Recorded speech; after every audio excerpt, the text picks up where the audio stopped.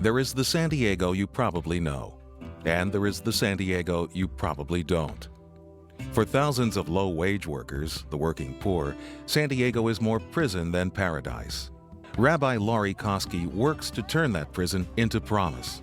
Mostly the people for whom we advocate, the people who we provide solidarity with, are janitors, hotel housekeepers, service providers, the service industries in hospitals, in daycare centers, mostly jobs that can never be exported but are easily exploited and very often invisible. A woman who cleans your office or a man who cleans your office, if you're in a gleaming office building, does so in the middle of the night. You never have to know their name or see their face. They work very hard all night long, go home to give their children breakfast and send them off to school before they themselves go to bed, and we don't even know anything about their lives because they are truly invisible. Coskey is no stranger to challenge. In a time when few Jewish girls dared to dream of becoming a rabbi, she dreamed of nothing else. I never wanted to do anything other than be a rabbi. I remember I was 10 years old at Jewish summer camp, and I knew I wanted to be a rabbi. I still, after 23 or 4 years, have people say things like, "You don't look like a rabbi," and I say, well, this is what a rabbi looks like. When I served a congregation many years ago, a child who met my colleague, who was a male rabbi, say to his mother, "Mommy, I didn't know rabbis could be men." While pursuing her doctorate at USD, Coskey's calling took her in a new direction. I got to the Interfaith Committee for Worker Justice by being drafted.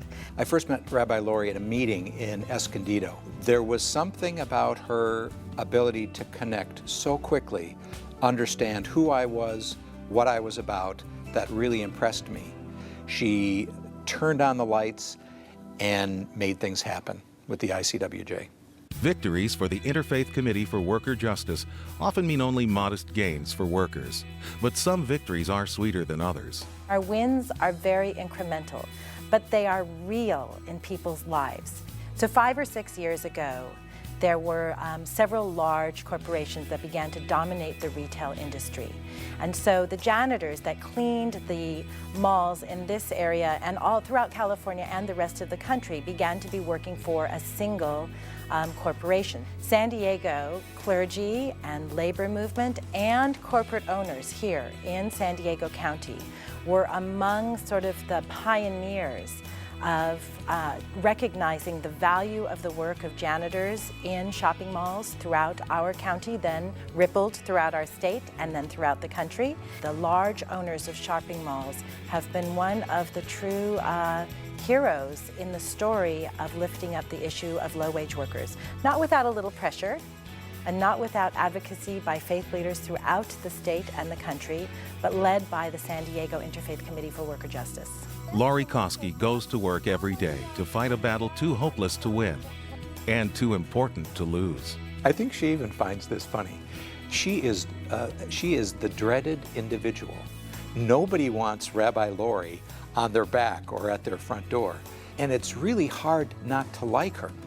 And I think that's one of the reasons they fear her so much, is that she's not only is she persuasive, but she does it in such a way where you do not feel beaten up. Hardly anything about Laurie is quiet, but she's soft in her approach to this, and it's her passion and her persistence that you can't turn away from. She just nudges people little by little. Doing the right things for workers is expensive. There's no goal to sort of end business relationships. We want people to be working in businesses that are thriving and making money. But there is an ethical question about the gap between what the very top makes and what the very bottom makes. And that gap has grown dramatically over the last, well, almost 20 years now. Even though we take punches, and in the last few years, a lot of punches for workers. It's a hard time for poor people in this country. But with those punches, we still have sort of our eye on a future that is a redemptive and prophetic future.